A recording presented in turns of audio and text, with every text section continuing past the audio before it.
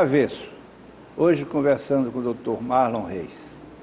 Doutor, nós estamos vivendo uma fase que na história recente do país não tem precedente.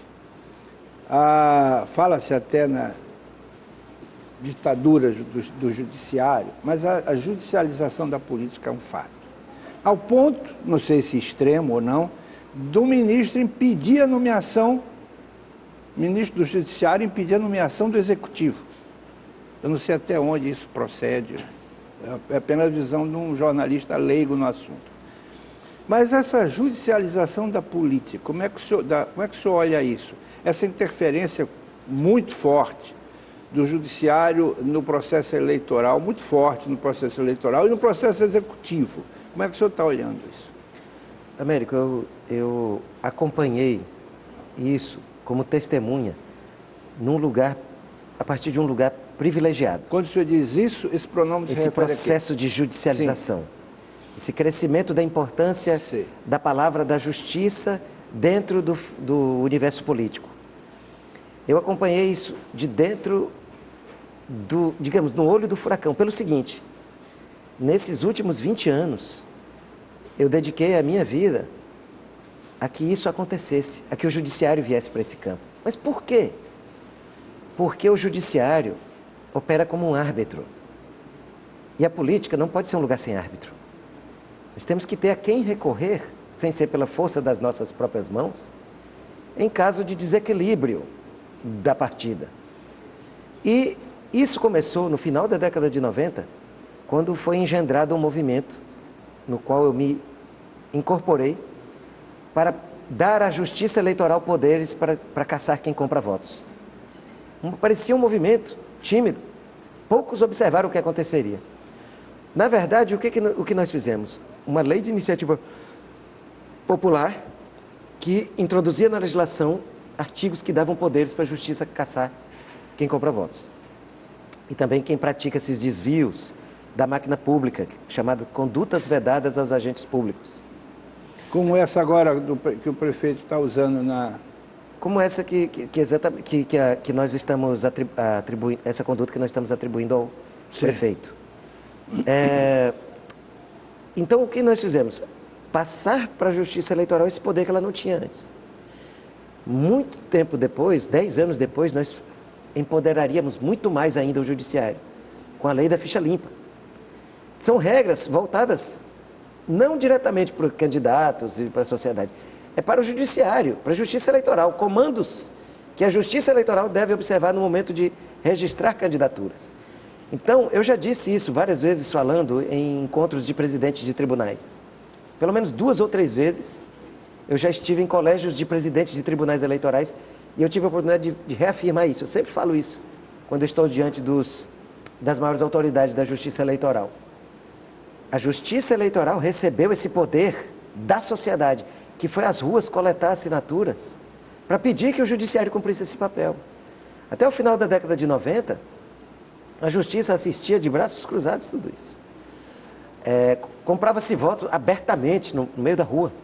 E agora, o cenário agora é de uma justiça que foi chamada a atuar. Agora, eu não estou dizendo que tudo seja sempre perfeito. Claro que nós precisamos aprimorar isso. Mas o que nós estamos vivendo é fruto de uma reivindicação social. Porque a justiça ficava longe do fenômeno político por conta de uma tradição de que os juízes não alcançavam os líderes políticos. Os líderes políticos estavam acima disso, eram inatingíveis. E agora, quando são atingidos, a judicialização. Então, a justiça não pode se pronunciar sobre qualquer pessoa, só contra os pobres? Porque sempre houve uma judicialização da pobreza. Sim. Doutor, o senhor está falando inatingíveis, essa inatingibilidade o senhor é contra essa lei de foro privilegiado? Sou completamente contra. Isso não é absurdo, isso? Não deve haver foro privilegiado. O Brasil é um país, é um dos poucos países onde isso acontece, onde isso existe, e é completamente incompatível com a matriz democrática da nossa Constituição. Eu considero uma regra inconstitucional prevista na própria Constituição, porque todos são iguais perante a lei. Ela fere menos eles. O core, ela fere o espírito e a sociedade tem que cobrar a mudança desses patamares para que todos respondam em pé de igualdade. Porque a Constituição diz, todos são iguais perante a lei, abre um parênteses, menos deputados e senadores. Não é absurdo isso? É completamente absurdo, não faz sentido. O máximo que se poderia definir eram varas especializadas, varas específicas, para evitar que autoridades políticas... Imagine um presidente da República tendo que responder processos, centenas de processos em centenas de cidades diferentes no Brasil. Então, o máximo que se poderia fazer era estabelecer uma unidade do judiciário com competência para aquele tipo de autoridade ou determinadas matérias. Então, não faz sentido. Eu sou completamente contra o foro privilegiado. Eleição de 16 é a primeira eleição pós-Lava Jato. É a primeira eleição em que a compra de voto vai estar muito sendo observada, até pelos próprios adversários. Porque, e através de uma coisinha chamada celular, que de repente você pode achar que você está falando no telefone, ele está te fotografando, entregando um saco de arroz para um eleitor. Você acha que essa rigidez benéfica, ela dará um resultado mais honesto para as eleições? Porque teve eleições aí de resultados muito desonestos. O povo queria uma coisa, o resultado foi outro, sabe-se lá por que razões. Ou melhor, sabe-se, não pode ser provar por que razões. Mas o senhor acha que isso melhorará o resultado, dará um resultado mais honesto para as eleições? Eu espero que sim. O Caixa 2, por exemplo, ele vai ficar mais fácil de ser identificado. É possível, basta comparar o volume da campanha com o que se declara haver arrecadado na internet. Porque todos são obrigados a declarar na internet em até 72 horas depois de cada arrecadação. Então, será possível comparar volume de campanha e volume de arrecadação. Pela primeira vez, nós teremos essa possibilidade.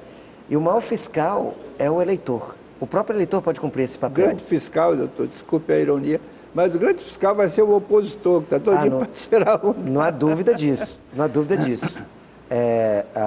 Nós mesmos, o corpo de advogados que atuará na campanha em favor da candidata Elisiane, nós mesmos estamos nos preparando tecnicamente para cumprir esse papel de evitar qualquer sinal de Caixa 2 nas campanhas dos adversários. Semana passada, o juiz Moro, no Congresso, ele pediu que criminalizasse o Caixa 2. O senhor já me disse que não é muito chegado a criminalizações, mas não seria necessário criminalizar isso? Neste caso, o Caixa 2, ele precisa ser criminalizado em outras matérias. Eu sou realmente... Eu reservo a ideia da criminalização para situações muito específicas de gravidade. Mas isso não é grave? Se alterar uma eleição? Concordo. E que seja. Só que diminui neste caso... o discurso. Quer dizer, o peso do discurso é menor do que o saldo bancário. Só que neste caso, é preciso... Eu divirjo do juiz Sérgio Moro, porque já existe um tipo penal em matéria eleitoral que pune o Caixa 2, que se chama a falsidade ideológica eleitoral, que está previsto no artigo 250 do Código Eleitoral, que permite a punição criminal de qualquer um que falseie informações que devem ser prestadas à Justiça Eleitoral. E tanto faz porque colocou informações inverídicas, como por haver deixado de prestá-las. Sim. Então... a omissão também, nesse caso, a omissão também caracteriza o crime. Se deixar de declarar algo que deveria ter declarado, é um crime perante a Justiça Eleitoral. Então, já há um tipo penal. Ele só não tem essa denominação. Sim. Ele só não se refere explicitamente ao Caixa 2. Mas dá no mesmo. E o TSE já tem aplicado esse dispositivo para punir o Caixa 2 em matéria eleitoral. Agora, é preciso haver um outro tipo penal para o Caixa 2 para os outros campos. Qual seria esse outro tipo? Não, nos campos fora das eleições. Por exemplo, o Caixa 2 mantido por uma empresa, por exemplo. Verificou-se que uma determinada empresa... Veja que o Caixa 2 da campanha corresponde a um Caixa 2 também no campo empresarial. Nas apurações da Lava Jato, se viu que uma determinada empreiteira, eu não me lembro o nome agora, ela mantinha toda uma escrituração paralela. Isso. Inclusive com nomes fictícios para fazer as movimentações. Então, esse Caixa 2 lá de fora também tem que ser explicitamente punido. Só o fato de ser nome fictício já demonstra claramente o dolo da ação, né? Isso Exato. ainda resiste a ação criminal contra isso? Ainda é difícil. É preciso aprimorar a legislação nessas matérias. Agora, o que é interessante é essa observação, eu acho.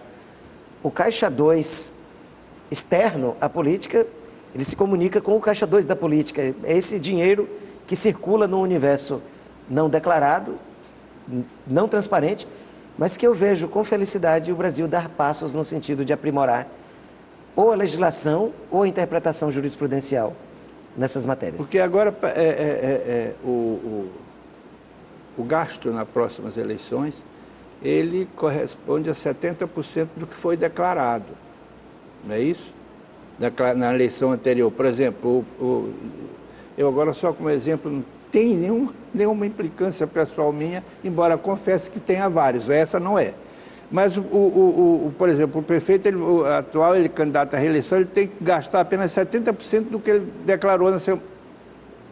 Isso aí precisa de um caixa 2, 3, 4, vários caixas, porque ele não vai conseguir fazer a eleição gastando 70% do que ele diz ter gasto na eleição anterior. Mas isso aí, desculpe, não tem nada a ver com nossa conversa.